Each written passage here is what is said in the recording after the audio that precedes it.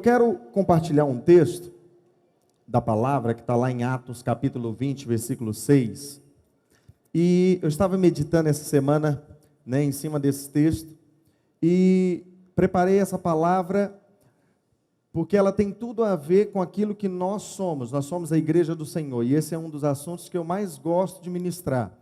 Por quê? Porque se você for olhar, você vai ver que em muitos lugares as pessoas não cansam de denegrir, de falar mal, de zombar e diminuir a importância da igreja. E eu creio que a igreja, de fato, assim como a palavra diz, ela é o corpo de Cristo aqui na terra. Amém? Então a igreja e o Senhor são um. Então essa é a importância que nós precisamos dar para a igreja. Nós temos uma importância muito grande nessa terra. Nós somos a representação do Senhor Jesus aqui na terra. Você crê nisso? Olha para o irmão aí que é representante do Senhor aqui na terra e fala para ele: você é corpo de Cristo, representante do Senhor nessa terra. Amém? Por mais que às vezes as nossas atitudes elas não condizem com aquilo que está escrito na palavra ou aquilo que nós gostaríamos de ser. Mas a palavra de Deus é a verdade. Nós não andamos por aquilo que nós vemos, nós não andamos pelos fatos, nós não andamos pelas circunstâncias, nós não andamos por aquilo que as pessoas dizem, nós andamos por aquilo que a palavra de Deus diz. E a palavra de Deus diz que nós somos a noiva de Cristo. Você é a menina dos olhos do Senhor. Você deveria ignorar todo tipo de conceito que se falam a respeito da igreja para diminuí-la. Você tem que crer naquilo que está na palavra. E para Deus, nós somos muito importantes. Amém? Foi por nós que o Senhor derramou o sangue do seu Filho, deu o seu Filho, em troca da igreja. Amém? Você crê na importância? Essa é a importância da igreja. Não diminua isso no seu coração. Não dê ouvidos a vozes que são contrárias a essa verdade. Porque o Senhor Deus tem nos levantado, não só nesse tempo, mas há 2000 anos atrás, o Senhor já havia estabelecido a sua igreja aqui na terra. Amém? Eu creio nisso, mas é necessário que o Senhor, então, levante pessoas, homens de Deus, para falar dessa verdade que está na palavra. E hoje eu gostaria de falar para você a respeito de alguns princípios que estão nesse texto, nessa história aqui que nós vamos ler. São princípios que falam a respeito daquilo que nós somos, da igreja. Amém? Pega a sua Bíblia, Atos capítulo 20, versículo 6. O texto da palavra diz assim: depois dos dias dos pães asmos, navegamos de Filipos, e em 5 dias fomos ter com eles naquele porto, onde passamos uma semana. No primeiro dia da semana, estando nós reunidos com o fim de partir o pão. Que dia que eles se reuniram? Fala para quem está do seu lado: o primeiro dia da semana. Fala mais alto, fala: primeiro dia da semana. No primeiro dia da semana, estando nós reunidos com o fim de partir o... Qual que era o objetivo da reunião? Diga: partir o pão. Diga: ceia. Próximo culto nosso é o culto de ceia. É o culto mais importante da igreja. Só que naquela época, eles ceiavam todas as reuniões. Todas as reuniões, a igreja primitiva ceiava. Então eles ceiavam nas casas e ceiavam nos cultos, aos domingos. Só que durante o primeiro período ali da igreja, eles reuniam tanto no sábado como no domingo. E depois ficou só no domingo, amém? Por isso que nós reunimos hoje no domingo, porque nós cremos que o domingo é o primeiro dia da semana. E o primeiro tem que ser do Senhor, amém? Volta para o texto. Paulo, que devia seguir viagem no dia imediato, exortava-os e prolongou o discurso até meia-noite. Já pensou se nós pegarmos um culto aqui e for até meia-noite? Né? Deus me livre, né? Eu acho que não vai sobrar ninguém aqui, não é verdade? Aqui, se você ver, nosso culto termina às 9. É 1 hora de ministração. Tem irmãos que, antes do pastor falar amém, está encerrado, ele já está lá dentro do carro dele indo embora. Misericórdia, né? Até falta de educação, né? Mas infelizmente, né, ainda temos alguns assim. Mas nós cremos que aqui na nossa igreja o Senhor está levantando um povo faminto. Diga amém. Mas olha o versículo 8. Havia muitas lâmpadas no cenáculo onde estávamos reunidos. Versículo 9. Um jovem chamado Eutico, que estava sentado numa janela, adormecendo profundamente durante o prolongado discurso de Paulo, vencido pelo sono, caiu do terceiro andar abaixo e foi levantado morto. Né? Eu não sei se você sabe, mas nós pastores aqui em cima, nós temos uma visão privilegiada, né? Então, assim como o Eutico, né, existem muitos Euticos aqui durante o culto que pegam no sono, né? Então, o pastor sabe exatamente quem dorme na palavra, né? Então, eu fico assim, eu fico olhando aqui, de vez em quando eu vejo uns irmãos pescando, os irmãos colocando os seus olhos para ficar todo branco. Você já viu? O olho fica todo branco, vira o olho assim que você fala assim, meu Deus, tem que ir lá e expulsar, né? É isso que você pensa, né? Mas tem uns irmãos que eles dão umas cochiladas, umas pescadas boas aí na cadeira, né? Assim como o Eutico. Só que esse daqui, ele estava na janela, e a Bíblia diz que ele caiu, e ele foi dado como morto. Versículo 10. Descendo, porém, Paulo, inclinou-se sobre ele, e abraçando-o, disse, não vos perturbeis, que a vida nele está. Versículo 11. Subindo de novo, partiu o pão e comeu, e ainda lhes falou largamente, até que horas? Até que horas? Até o romper da alva. Né? Às vezes eu passei já 5 minutos aqui do tempo, os pastores pegaram no meu pé, né? É um problema apostólico, né? Paulo tinha esse problema, só que ele não passava 5 minutos não, viu, Falbi?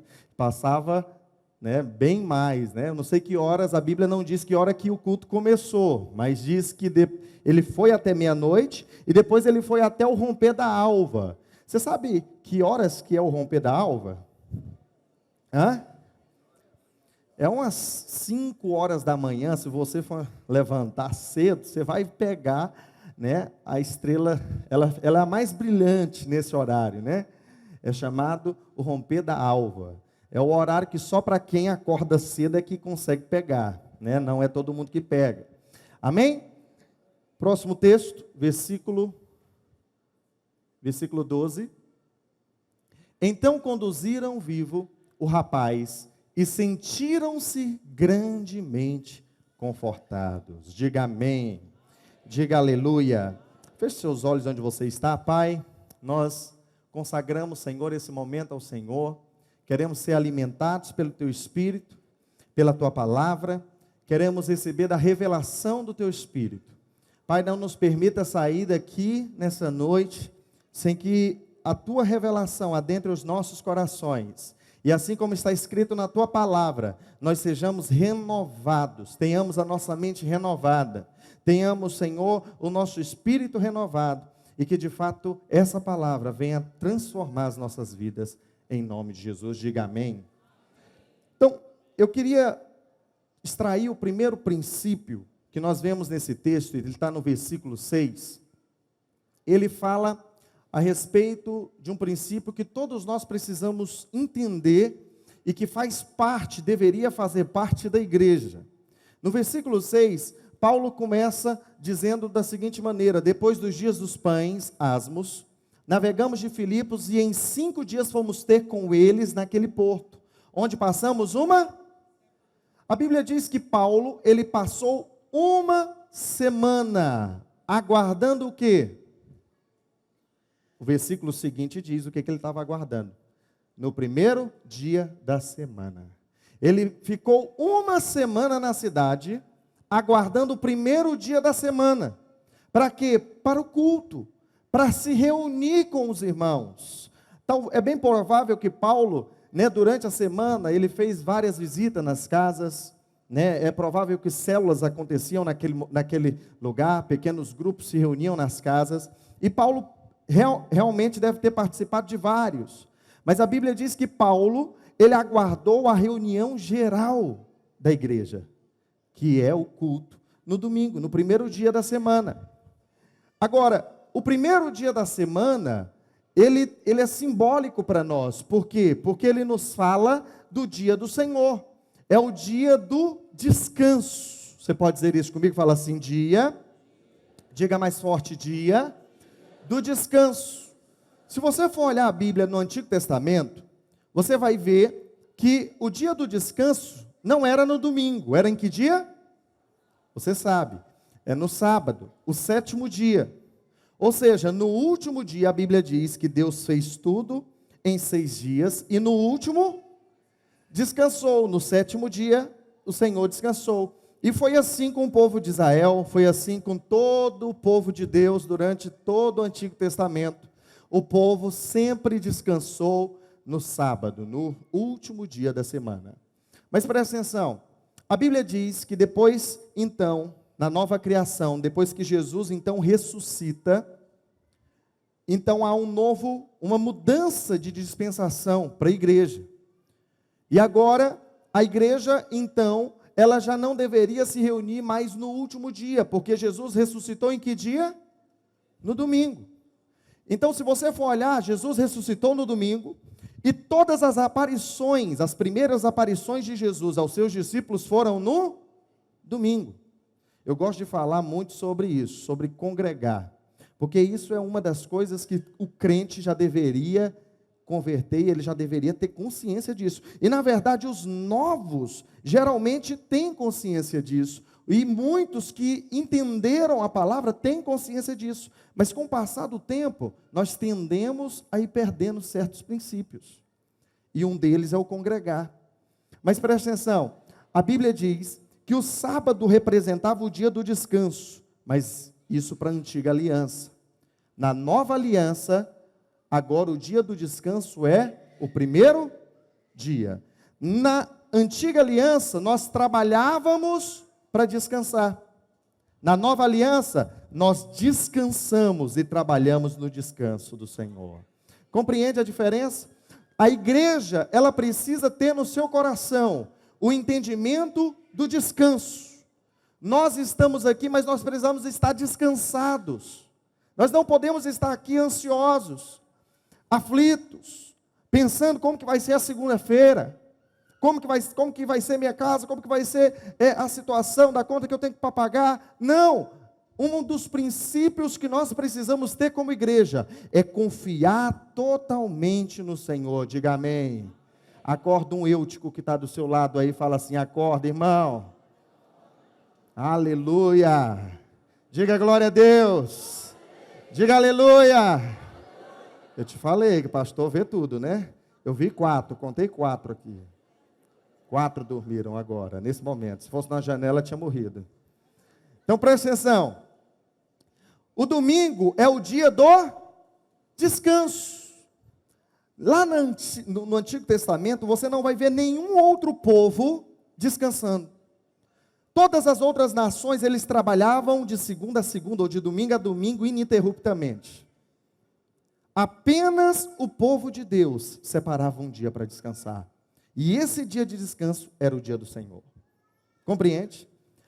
Conosco não é diferente. Nós precisamos ter um dia de descanso. Nós precisamos tirar um dia para falar, esse dia é do Senhor. Esse dia é o dia do Senhor, ele é consagrado ao Senhor. Você sabe por que você deveria fazer isso? Você sabe por que você não pode trabalhar ininterruptamente? Porque Deus mostrou a importância do descanso. Se o próprio Deus, que não se cansa, ou você acha que Deus se cansa? Você acha que Deus se cansa?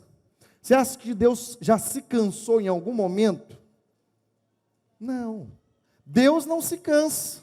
O Senhor não se cansa. Mas a Bíblia diz que o Deus que não se cansa, Ele descansou. Para que Deus descansou? Para mostrar para nós a importância do descanso. Você tem que descansar. Precisa aprender a descansar. Precisa aprender a guardar o seu coração, depositar sua confiança totalmente no Senhor. Isso é importante. Agora, descanso é diferente de inatividade e de passividade. Tem muita gente que ele acha que descansar é não fazer nada. É deixar as coisas... Não, vou deitar no meu sofá, assistir um Netflix, zerar uma série, né? E ele senta lá e ele acha, vou deixar Deus fazer. E ele vai ficar lá sentado assistindo televisão, né? Então preste atenção, isso não é descanso. Descanso é aquele líder que ele vai para a célula, mas ele vai em paz, sabendo que o Senhor vai fazer. Sabendo que não depende das suas forças, sabendo que não depende do que ele tem, ou das suas qualificações, ou das suas qualidades, ou do quão bom ele é para falar. Não, isso é descanso. Isso é descanso, é você ir sabendo que quem vai fazer é o Senhor. Você vai preparado, você vai com o coração inteiro, mas você vai descansado. Né? Eu conversei com vários irmãos, essa semana mesmo, né? Eu estava conversando com um irmão, e ele estava falando isso para mim, pastor. Durante muito tempo da minha vida, a vida cristã para mim foi sempre um peso, muito pesado. Eu liderava a minha célula com muito peso. Eu ficava aflito, porque eu tinha que fazer o louvor, eu tinha que fazer o quebra-gelo, eu tinha que fazer a palavra, eu tinha que fazer tudo. Eu tinha que aceitar Jesus também sozinho. Né? Ele quase falou isso, né? Falou isso não. Mas preste atenção, ele tinha que fazer tudo, e às vezes ele tinha que fazer o lanche, ele tinha que produzir tudo, às vezes fazer algo, e ele até se esforçava, e eu vou te dizer, mas fazia tudo isso num peso, sabe, um peso. Preste atenção, Deus não quer isso de você, Deus quer que você faça tudo, mas faça com muito alívio, descansado, tem que ser um prazer. O descanso é algo interior, o descanso, ele não é algo físico necessariamente falando. O descanso do Senhor não se fala de algo físico, mas está falando de algo que o seu espírito, ele deleita, mesmo no momento onde o seu corpo está cansado. Compreende? Sabe, é assim que nós descansamos. Por várias vezes eu estava cansado no meu corpo físico. A vontade de, às vezes, de até mesmo ir em determinados lugares, às vezes fazer uma visita, visitar uma célula ou pregar em determinado lugar. Muitas vezes eu não tinha aquela vontade, a minha carne, ela estava cansada. Mas por várias vezes, mesmo nessa situação, eu fui e naquele lugar o Senhor renovou as minhas forças. Porque é isso que a palavra de Deus diz. Aqueles que esperam no Senhor, eles renovam as suas forças. Quantos esperam no Senhor aqui, diga amém. É assim, nós precisamos aprender a descansar. Descanso é diferente de inatividade, de passividade. Agora, Hebreus 4:1, a palavra de Deus fala a respeito de descanso. Olha o que o texto bíblico diz. Temamos, portanto, que sendo nos deixada a promessa de entrar no... Qual foi a promessa de Deus para mim e para você? Diga, entrar no descanso. A promessa para a igreja, a promessa para mim e para você, é que nós possamos entrar no descanso.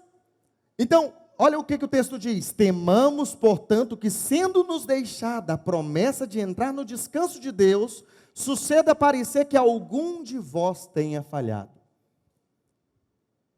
O que o autor do texto de Hebreus aqui está dizendo, ele está falando o seguinte: existe uma promessa para nós. A promessa é que nós entremos no descanso. A promessa é que nós vivamos uma vida cristã descansada em Deus. Eu prego aqui, eu não posso pregar ansioso. E às vezes dá muito, principalmente quando o pastor Mauro está sentado aqui. Hoje é um alívio para mim, né? Ele não está aqui hoje, mas quando ele está aqui, né, por dentro, eu estou tremendo, né? Mas às vezes a gente fica, às vezes em determinadas situações nós ficamos ansiosos. Mas preste atenção, muitas vezes você tem que abandonar toda a preocupação, toda ansiedade e falar: Senhor, é contigo. É o Senhor que faz, o Senhor vai usar as minhas palavras, a minha boca, o Senhor vai usar o meu jeito, a minha personalidade. E quando você tem esse descanso, então o Senhor pode fazer. Você crê nisso? Diga amém. Agora, a Bíblia diz que alguns parecem que falharam. Falharam em receber o quê? A promessa. Falharam em receber a promessa. Semana passada o pastor Mauro falou sobre promessa. Que nenhum crente vive sem promessa. Não tem como ter vida cristã plena se você não tiver uma palavra de Deus queimando no seu coração. Eu fui impactado, porque eu compartilhei essa palavra umas 3 células essa semana. Então, aquilo renovou no meu coração ainda mais. Mas nós precisamos entender a promessa, mas a promessa principal é a promessa de descansar. Mas quantos de nós, muitas vezes, não temos falhado em entrar no descanso? Temos falhado, às vezes, de descansar no casamento que o Senhor preparou, no emprego, nas portas que o Senhor tem aberto na nossa frente. Nós precisamos aprender a descansar no Senhor. Quantos estão descansados? Diga amém. Hebreus 4:11, o texto diz assim também, versículo 11: esforcemo-nos, pois, por entrar naquele... Qual que tem que ser o seu esforço, então? Qual que é o esforço que você precisa ter na sua vida cristã? O esforço que nós precisamos ter é para entrar naquele descanso, a fim de que ninguém caia segundo o mesmo exemplo de desobediência. O grande esforço que nós precisamos ter agora como igreja é de descansar no Senhor. O dia a dia muitas vezes vem para nos roubar esse descanso, vem para nos roubar a paz, mas nós precisamos nos esforçar. Olha para quem está do seu lado e diga: esforça, irmão, mas esforça para descansar. Amém? Temos que nos esforçar para descansar. Então, o primeiro dia da semana aqui representa isso, representa o descanso. Atos 20, versículo 7, ele está falando o quê? Que o povo, eles tinham como princípio de vida o descanso, separavam um dia para o Senhor. Mas além disso, nós precisamos entender que agora, além de ter um dia para o Senhor, nós também precisamos andar todos os dias descansados no Senhor. Amém? Importante isso. Segunda coisa que nós vemos no texto, no versículo 7, a palavra de Deus diz: no primeiro dia da semana, estando nós reunidos com o fim de partir o pão. Presta atenção, primeira coisa que nós temos que entender aqui, é que reunir é algo muito importante. Reunir é uma das coisas mais importantes que nós precisamos fazer na vida cristã. Você sabe por quê? Porque é quando nós reunimos, é que uma unção especial é derramada sobre a igreja. Existem unções que você recebe no seu privado, no seu individual, quando você vai lá para o seu quarto, você ora a Deus, você busca o Senhor e você recebe da parte de Deus. Essa unção é boa e é importante que cada um de nós tenhamos ela. Mas existem unções que só são liberadas nesse ambiente aqui. Só nesse ambiente. Pessoas que elas deixam de congregar, elas estão deixando de receber algo que é importante para a sua vida. Elas estão deixando de receber um alimento que vai enriquecer a sua vida espiritual, uma unção que vai ser acrescentada na sua vida, uma revelação que vai ser acrescentada, na sua vida, que pode mudar para sempre a sua história, porque sozinhos nós não constituímos igreja. A igreja, por definição bíblica, ela é 2 ou 3 reunidos. Por definição, se não for 2, 3 ou mais pessoas reunidos em um lugar, não é igreja. Igreja é o ajuntamento dos crentes. Quem está entendendo? É isso que é igreja. Você não é igreja sozinho, você é um membro. Você é um membro do corpo. Mas nós somos igreja quando nós nos reunimos. Quando nós nos reunimos, a vida passa de um para o outro. Nós somos cheios, nós recebemos. Sabe, por isso que nós devemos rejeitar todo vírus que muitas vezes tem se espalhado, e até mesmo no meio dos crentes. Tem se espalhado o vírus de quê? De que não é importante reunir, que não é importante estar junto, não é importante participar do culto, não é importante ir estar com os irmãos. Não, eu posso viver uma vida sozinha, eu posso servir a Deus na minha casa. Não tem nada mais maligno do que esse pensamento. Isso é maligno. Essa é a maneira como o diabo lança na sua mente. E ele tenta te isolar. Para quê? Para que você não receba isso aqui. Irmãos eu conheço irmãos que às vezes eles deixam de vir para o culto para assistir a pregação no YouTube. Então, é bom. Eu assisto as pregações no YouTube, eu assisto novamente, mas eu vou te dizer, não é a mesma coisa. Quantos testificam que não é a mesma coisa? Então, não é a mesma coisa. Uma coisa é você estar aqui, você está do lado do irmão aí, pega no irmão do seu lado assim, dá um, trisca nele assim, ó. Tá vendo? Você está do lado desse irmão, esse irmão aí que está do seu lado, ele é profeta de Deus.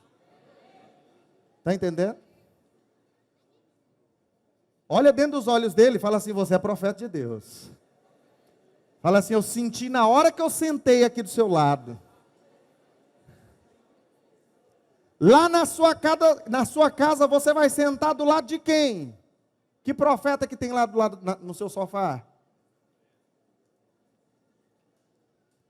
Hã?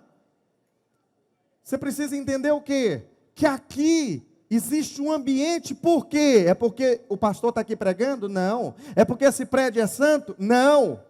É porque tem vários irmãos cheios do Espírito aqui reunidos. São várias brasas vivas, um incendiando a outra. Só o fato de você estar do lado do irmão, são duas brasas incendiadas, gerando fogo. E aí imagina, aqui existe um fogaréu espiritual no nosso meio.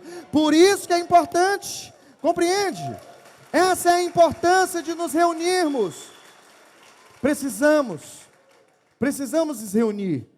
Hebreus capítulo 10, versículo 25. O texto da palavra diz assim: não deixemos de congregar-nos, como é costume de alguns. Tem gente que faz isso.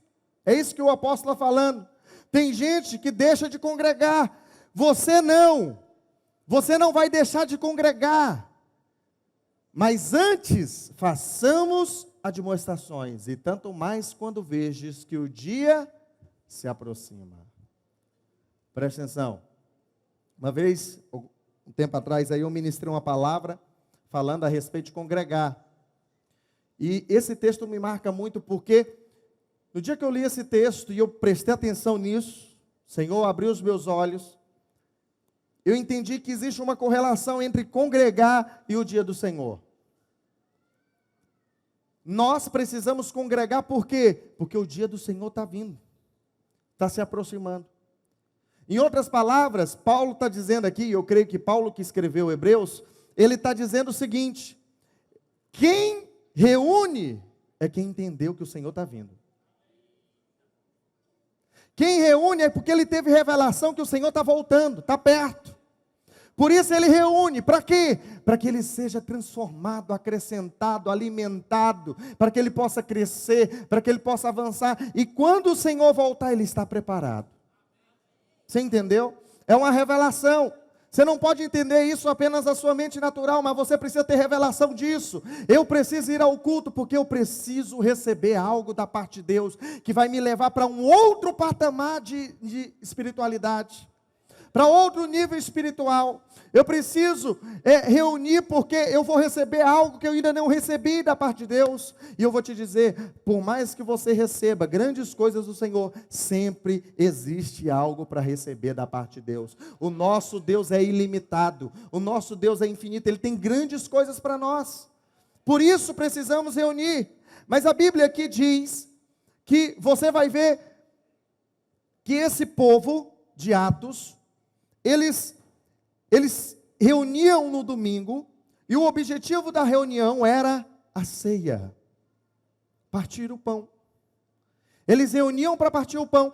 A Bíblia não diz que eles reuniam para louvar, não diz que eles reuniam para ouvir a pregação, não diz que eles reuniam para ver os irmãos, mas diz que eles reuniam para quê? Com o fim de partir o pão. Isso nos mostra o quão importante é a ceia. O próximo culto é o culto de ceia. Esse culto de ceia deveria ficar muita gente em pé aqui, porque não ia ter lugar. Eu não sei se você sabe, mas a nossa igreja aqui no centro, ela tem mais gente do que cadeira. Você sabia disso? Tem muito mais gente do que cadeira. Na verdade, se fosse todo mundo viesse para o culto no domingo, ia ficar uns 300 em pé. Você está entendendo? Então, o culto de ceia deveria ser o quê? O culto mais lotado. Porque quando nós entendemos a importância da ocasião, nós não faltamos. Eu já tive irmãos que eu falei assim, irmãos, vamos fazer determinada coisa. E ele falou assim para mim, não, pastor, fulano de tal me convidou para ir no aniversário dele. Fulano de tal me convidou para ir no casamento dele. Eu não posso faltar, pastor. Então, vamos deixar para a próxima. Aí ele vai. Por que ele foi? Porque ele acha que é importante ele ir no aniversário, no casamento, no evento que ele foi convidado. E por que alguém se dá o luxo de faltar o culto de ceia? Porque ele não vê importância. O inverso é verdade também. Alguém vai porque vê importância. Você está aqui hoje porque você vê importância. Você vê a importância de estar no culto, a importância de congregar, de receber da palavra. Mas quem deixa de ir, ele deixa porque ele não dá importância também. Existem casos e casos, existe gente que está doente, eu não estou falando desses. Eu estou falando daquele que ele falou assim, não, hoje eu vou ficar em casa assistindo Faustão. Não, crente não faz isso. Eu não vou nem deixar minha mente pensar isso, né? Que um crente faria um negócio desse, né? Mas, vou ficar em casa, vou assistir o jogo do Flamengo. Não, crente também não faz isso, perdão. Então, enfim, você precisa entender a importância da ceia. Quando o texto aqui diz que eles se reuniam com a finalidade de partir o pão, o grande foco aqui é mostrar para mim e para você a importância de nós ceiarmos, a importância da ceia. E aí eu quero abrir um parêntese com você, porque muita gente já me fez essa pergunta, né, e fala, pastor, mas por que a igreja às vezes impede alguns de ceiar? Então é importante, né, a gente falar a respeito disso. Porque muita gente às vezes faz essa pergunta, por que alguns não podem ceiar? Por que, já que a ceia é tão importante, por que todo mundo que vem ao culto, por que todo mundo não ceia? Por que só alguns ceiam e outros não? Bem, primeiro, você tem que entender o seguinte, eu gostei que o obreiro Nelson compartilhou no grupo de pastores um texto, e eu estava meditando, e uma das coisas que você precisa entender é que a antiga aliança, muitas coisas foram substituídas na nova aliança. Então, um exemplo disso é a respeito da circuncisão. Eu não sei se você sabe o que é circuncisão, mas circuncisão era a maneira como eu fazia aliança com Deus. Ok? Para você entender. Então, era a minha parte da aliança com Deus.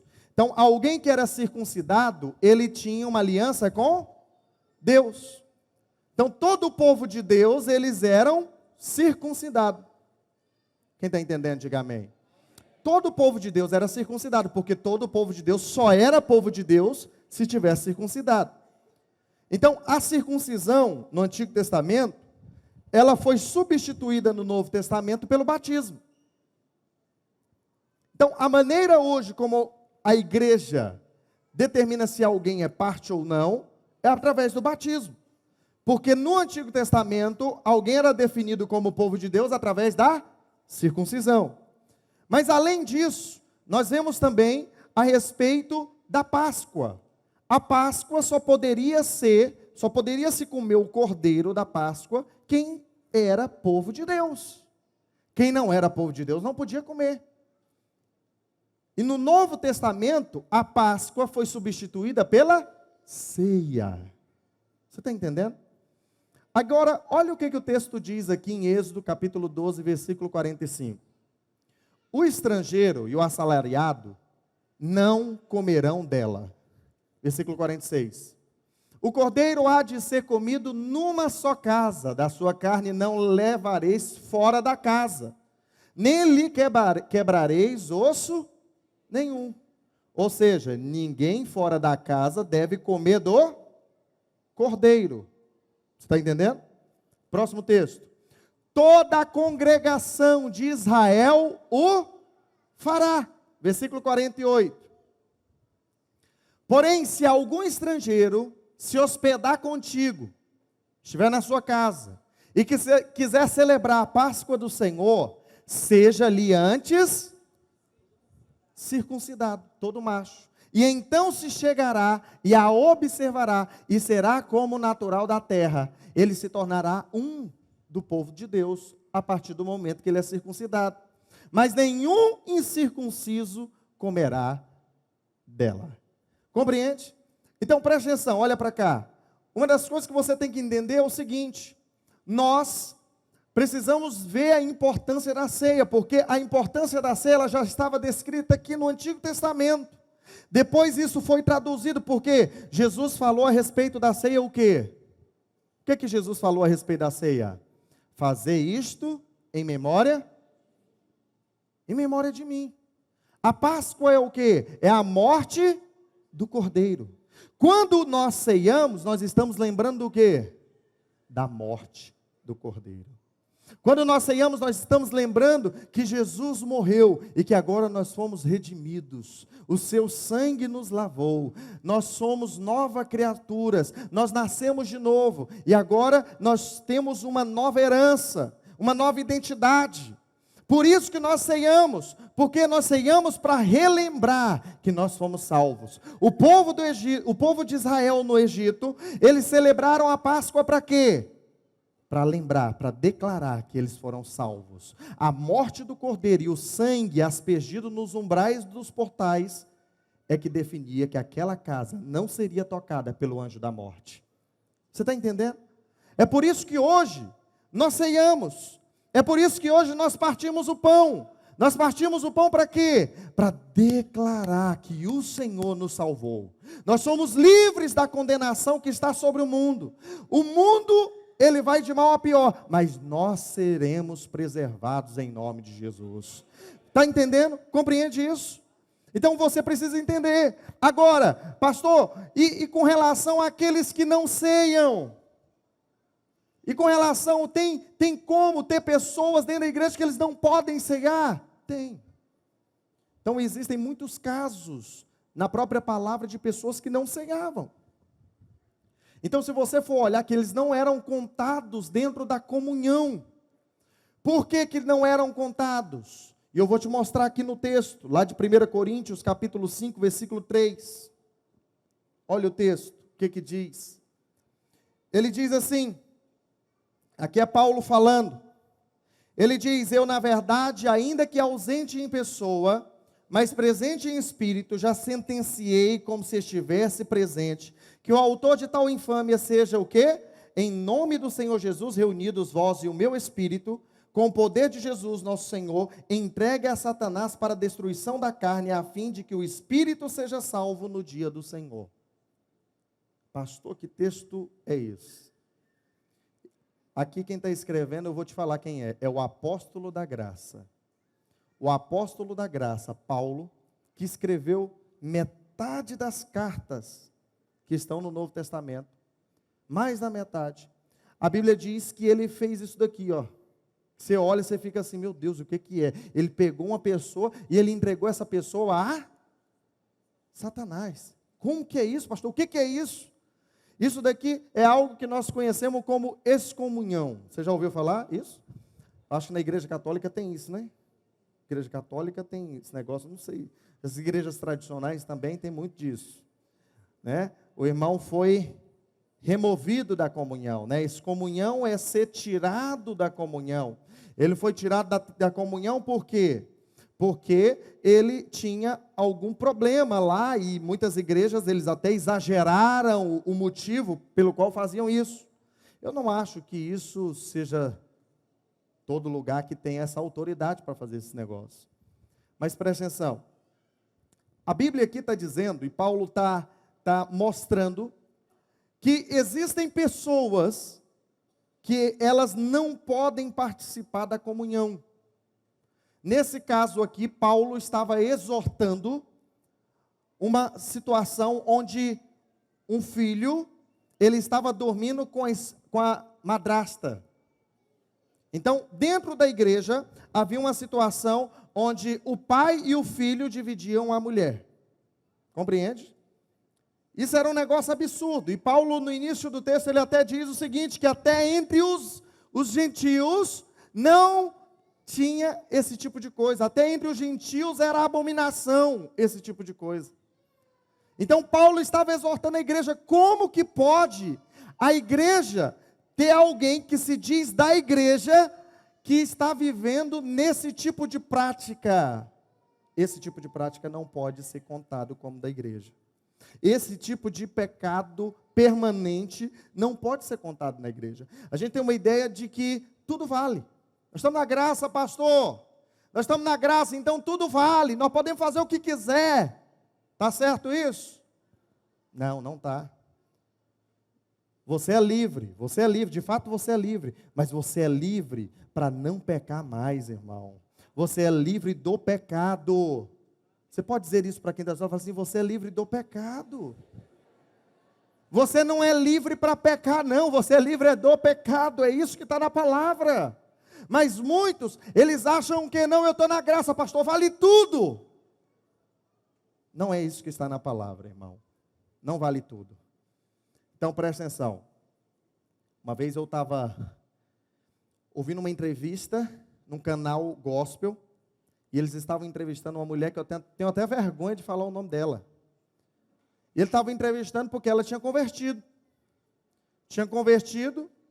Só que o passado e o presente dela é que ela era atriz pornográfica. Ou seja, ela converteu e continuou sendo atriz pornográfica. E isso lá no canal, o pastor entrevistando ela. Mas e aí, como que é esse negócio aí? Que você continua fazendo o que você fazia antes? E ela falou, a palavra de Deus diz que tudo posso naquele que me fortalece. Você acredita num negócio desse? Então preste atenção. É um negócio absurdo. A graça de Deus não nos dá liberdade para você fazer o que você quer. A graça de Deus te torna livre, mas livre para você viver uma vida com Deus. Você está resolvido. Amém? Quantos estão resolvidos aqui com Deus? Diga amém. É assim que é a nossa vida. Agora, olha o que Paulo diz no versículo 9. Paulo continua o texto. E ele diz assim, olha o versículo 9. Diz assim, já em carta vos escrevi. O que ele está falando? Aqui é 1 Coríntios. Ele está falando que teve uma carta antes. Ela não chegou para nós. 1 Coríntios, então, se essa carta tivesse chegado, nós teríamos 1º, 2º e 3 Coríntios. Está entendendo? Então ele está falando o quê? Já em carta vos escrevi que não vos associeis com os impuros. Com quem mais? Vamos lá. Versículo 10. Refiro-me com isto, não propriamente aos impuros deste mundo. O que Paulo está falando? Vocês não vão se associar com os impuros. Mas eu não estou falando com os impuros lá do mundo, não. Com seu amigo de trabalho que é descrente, é impuro, não. Eu não estou falando com as pessoas que estão lá fora, que tem problema com pecado, não. Não é com esses que você não tem que se associar, não. Olha lá, ele continua. Refiro-me com isto não propriamente aos impuros deste mundo, ou os avarentos, os roubadores, ou idólatras, pois neste caso teríeis de sair do mundo. Olha o versículo 11. Mas agora vos escrevo que não vos associeis com alguém que, dizendo-se irmão, vira para quem está do seu lado e fala assim, dizendo-se irmão, fala para ele, não é com alguém lá do mundo, não. É com alguém que, dizendo-se irmão, ele foi o quê? Impuro, avarento, idólatra, maldizente, beberrão, roubador. Com esse tal, nem ainda com mais. Você entende? O que Paulo está ensinando é o seguinte: você não tem que ter problema com os lá de fora, não. Você não é juiz dos que estão lá fora. Os que estão lá fora, o Senhor vai vir um dia e vai julgá-los. Compreende? O juízo sobre aqueles que estão de fora vai vir. Não somos nós não devíamos excluí-los. Você sabe, muitas igrejas tradicionais pegaram esse texto e eles fizeram o quê? Começaram a excluir um monte de gente da igreja. Começaram a se separar totalmente do mundo. Não, agora eu sou separado do mundo. Eu não vou cortar meu cabelo lá naquela barbearia, porque lá tem um homossexual. Então, eu não vou deixar ele tocar na minha cabeça. E aí, muitos crentes, eles pegaram e transferiram esse texto para isso. Mas Paulo é muito claro, ele está falando, não é com esses que você tem que separar. Você tem que separar daquele que se diz crente, mas ele não quer praticar a vida cristã. Ele se diz crente, mas ele continua com as práticas de alguém que está lá no mundo. O texto não está falando daquele que cai. O texto não está falando daquele que comete pecado. O texto está falando daquele que decidiu viver uma vida pecaminosa dentro da igreja. Eu estou na igreja, mas eu decidi ser avarento, eu critico o dízimo. Você dá dízimo? É? Então você é a mulherzinha do pastor? E aí ele faz piada. Presta atenção, o ímpio falar isso para você, o cara que está lá fora falar isso para você, não tem problema. Ele é ímpio. Mas o cara que está aqui dentro, se diz irmão, e ele vira para você e ele faz isso, esse irmão é avarento. Compreende? O cara que está aqui dentro e ele diz o seguinte, não, eu estou aqui, eu sou crente da onde? Lá da Igreja Videira. Já aconteceu casos aqui de pastores ir lá na cadeia para tentar soltar o irmão. Porque chegou lá, o cara foi preso, e aí perguntaram, não, e aí, quem que é a sua família? Não, eu sou da Igreja Videira. Liga para o pastor, fulano de tal. Aí o pastor tem que ir lá, e pensa na vergonha disso. Imagina, você ir lá soltar o irmão, porque o irmão andou embriagado, dirigiu embriagado, porque o irmão foi pego roubando. Isso é muito triste. Mas preste atenção, irmão, você tem que entender o seguinte, e tem gente, teve pessoas que, por exemplo, já saíram da nossa igreja, porque eles decidiram que vão viver na vida pecaminosa. E você sabe, tem igreja que aceita. Tá bom. Vem cá e nós ordenamos você a pastor ainda. Pessoas que às vezes saem da igreja, por quê? Porque eles não querem deixar o pecado. Presta atenção, uma coisa é você pecar e você falar assim, não pastor, eu não quero isso para a minha vida. Eu não quero pecado na minha vida. Eu não quero viver na prática do pecado. Foi um deslize, foi um acidente, eu não quero isso para mim. Paulo não está falando desses. Paulo está falando daqueles que falaram o quê? Eu sou isso mesmo, eu estou na graça, e eu vou continuar assim. Esse trabalho é do Espírito Santo. Você já viu crente falando isso? Não, irmão, você está querendo me mudar, eu vou continuar roubando, um dia o Espírito Santo vai ir. Você está entendendo? Então preste atenção, isso é loucura. E o que Paulo está dizendo é o seguinte, com esse nem com mais. Você não deve se associar com aquele que se diz irmão, e ele quer viver na prática pecaminosa. Compreende? Agora, Paulo pode estar falando aqui nesse texto, aqui o texto não deixa claro, Paulo pode estar falando a respeito de uma comida normal, ou ele pode estar se referindo à ceia. Vamos supor que ele esteja falando de uma comida normal, uma refeição normal. Amém? Quantos estão entendendo aqui? Diga amém. Então vamos supor que ele está falando de uma comida normal, um almoço. Você não deveria nem almoçar com essa pessoa. Então, se ele estiver falando de uma comida normal, ele está falando que então uma refeição normal é muito valiosa. E você não deveria se associar com pessoas à mesa, mesmo na refeição normal. Mas vamos jogar para o outro extremo. Vamos supor que esteja falando da ceia, que é o partir do pão. Se aqui o texto estiver falando do partir do pão, da ceia, Então preste atenção, pessoas que decidem viver na vida pecaminosa, elas não podem ceiar. Quem está entendendo? Amém? Estou te ensinando a palavra, está escrito.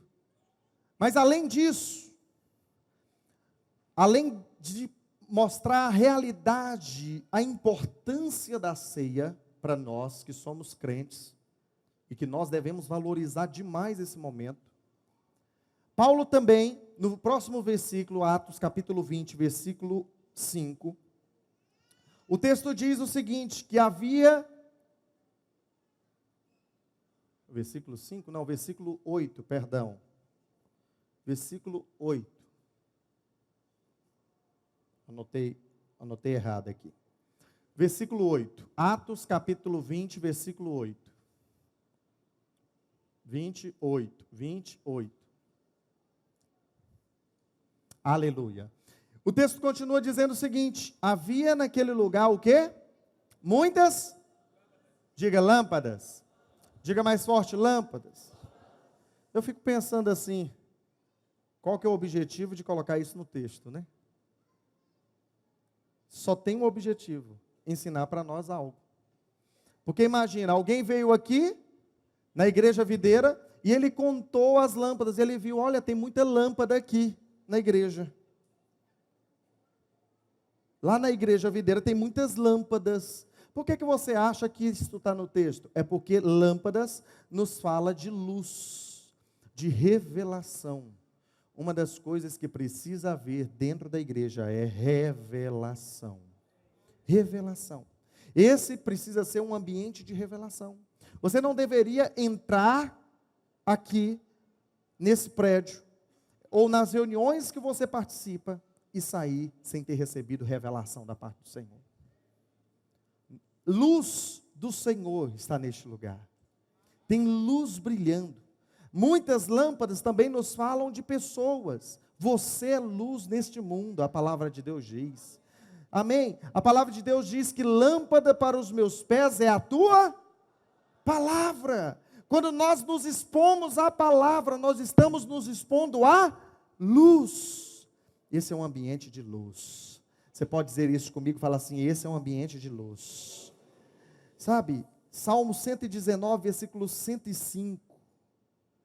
Eu gosto desse texto, porque ele diz, lâmpada para os meus pés é a tua, vamos dizer isso bem forte, fala assim, lâmpada para os teus pés é a tua palavra, e luz para os meus, quando você se expõe à palavra, o seu caminho, ele é um caminho onde você consegue enxergar de maneira muito maior aquilo que Deus tem para você.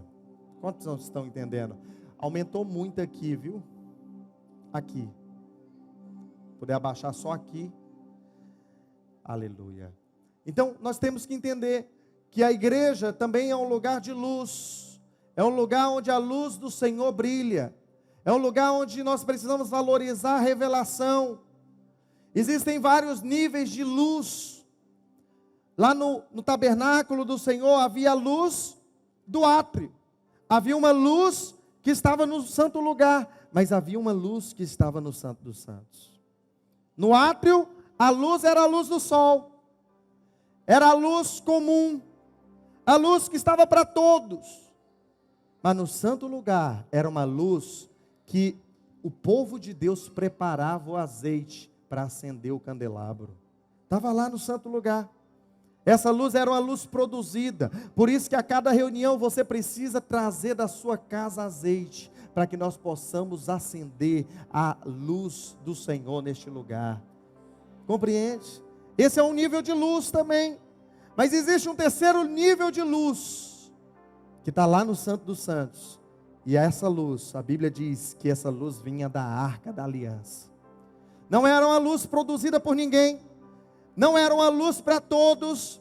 Era uma luz específica, somente para aqueles que estavam na presença do Senhor. Somente para aqueles que recebiam a presença do Senhor no seu coração. É essa luz que nós precisamos buscar todos os dias aqui. Essa luz nós precisamos absorvê-la para dentro de nós. Mas outro princípio que nós vemos também nesse texto de Atos 20, lá no versículo 9. A Bíblia diz que um jovem chamado Eutico, ele estava sentado numa, diga bem forte comigo, janela. Ele estava sentado numa janela e adormecendo profundamente durante um prolongado discurso de Paulo, vencido pelo sono, caiu do terceiro andar. Preste atenção, janela nos fala de um lugar que está em cima do muro. Muitos crentes, eles estão sentados na janela. Infelizmente. A janela é o lugar onde você consegue ver o que está acontecendo do lado de dentro da igreja. Mas você consegue ver o trio de carnaval passando no meio da rua. Você está na igreja, mas você está degustando do mundo. Você está na igreja, mas você tem vislumbre pelo mundo. Quantos não vivem uma vida assim? Ele nem desfruta totalmente da igreja e nem desfruta totalmente do mundo. A Bíblia diz que quando você senta na janela, o que vai acontecer com você é que isso vai adormecer você e você pode ser dado como morto. A Bíblia não diz aqui que Eutico morreu. Não é isso que a Bíblia está falando. A Bíblia não está falando que ele morreu. A Bíblia está falando que ele foi dado morto. Você sabe, as pessoas que caem da janela, muitas vezes não há uma definição se ela realmente está viva ou se ela está morta. Se ela converteu ou não. Sabe, uma das coisas que eu acho interessante na palavra é que os grandes juízos na palavra, eles não foram para pessoas que eram da igreja. Todos os grandes juízos, você vai ver, por exemplo, Ananias e Safira. Ananias e Safira, a Bíblia só diz o seguinte: era um homem e a sua esposa. Mas quando o Senhor se referia a um crente, o Senhor falava o quê? É o discípulo fulano de tal, é o irmão fulano de tal, é aquele que é o cooperador, é aquele que é isso. Compreende? Quando era crente se referia dessa forma, mas quando era um outro qualquer, ele falava, era o homem e a sua esposa. Tinha um outro homem chamado Elimas, que ele também era conhecido como Bar Jesus. Bar, em hebraico, significa filho. Ele era chamado filho de Jesus. A Bíblia diz que ele resistia às palavras de Paulo, e Paulo então liberou uma maldição sobre ele, e ele ficou cego. Por que esse tipo de coisa acontece com pessoas lá na palavra? Porque são com pessoas que não fazem parte do corpo de Cristo. São pessoas que se dizem ser. Eles estão lá no meio, dizem ser, mas não são verdadeiramente. Deixa eu te falar, mesmo um Eutico, que está na janela, quando ele cai, ele não fica caído lá fora. Ele pode ficar um pouco de tempo, mas logo ele vai se levantar e ele vai voltar. Foi isso que aconteceu com Eutico. A Bíblia diz que ele se levantou e ele voltou para a comunhão. Essa é a situação daqueles que caem. Um crente quando cai, ele cai, mas ele se levanta. O ímpio não. Aqueles que se dizem crentes, estão dentro das igrejas, quando eles caem, eles se deleitam no pecado, eles ficam lá fora, eles não retornam, porque não fazem parte. Sabe, hoje é um dia de você sair da janela. Eutico no original significa afortunado. Você sabe, uma das coisas que afastam muitas pessoas do Senhor é o dinheiro, a riqueza, o lazer, o amor pelo trabalho, o amor pelo prazer, o amor pelo dinheiro. Eu queria que você ficasse de pé onde você está. Essa é uma noite que eu quero desafiar você a sair da janela. Você precisa sair da posição de indecisão, precisa sair da posição neutra, porque o Senhor te chamou, você é a igreja do Senhor. Você não foi feito para ficar dividido. Você foi feito para desfrutar plenamente daquilo que Deus tem para a sua igreja. Compreende isso? A Bíblia diz que no final Paulo abraçou esse sujeito e trouxe ele de volta. Mas sabe o que eu acho mais impressionante nesse texto? É que Paulo, ele foi celebrar a ceia e ele pregou até o romper da alva. Até o romper da alva. Isso nos fala do papel da igreja. A igreja foi chamada para pregar até o romper da alva. Você sabe por quê? Porque o romper da alva nos fala da volta do Senhor Jesus. Até que o Senhor volte, nós estamos aqui pregando. Até que o Senhor volte, nós queremos desfrutar daquilo que o Senhor tem para nós. Até que o Senhor volte, nós queremos nos alimentar do Senhor. Nós queremos nos aprofundar no Senhor. Nós queremos conhecer o Senhor a cada dia mais. Nós não somos crentes nominais. Nós somos crentes nascidos de novo, que desfrutaram do Senhor, que experimentaram do Senhor, e agora é impossível. Agora, como Pedro falando para Jesus, nós falamos o seguinte: para onde iremos, Senhor, se só Tu tens as palavras de vida eterna? É assim que é o nosso coração, é isso que está dentro de nós agora. E aonde você está, eu queria que você colocasse a mão no seu coração.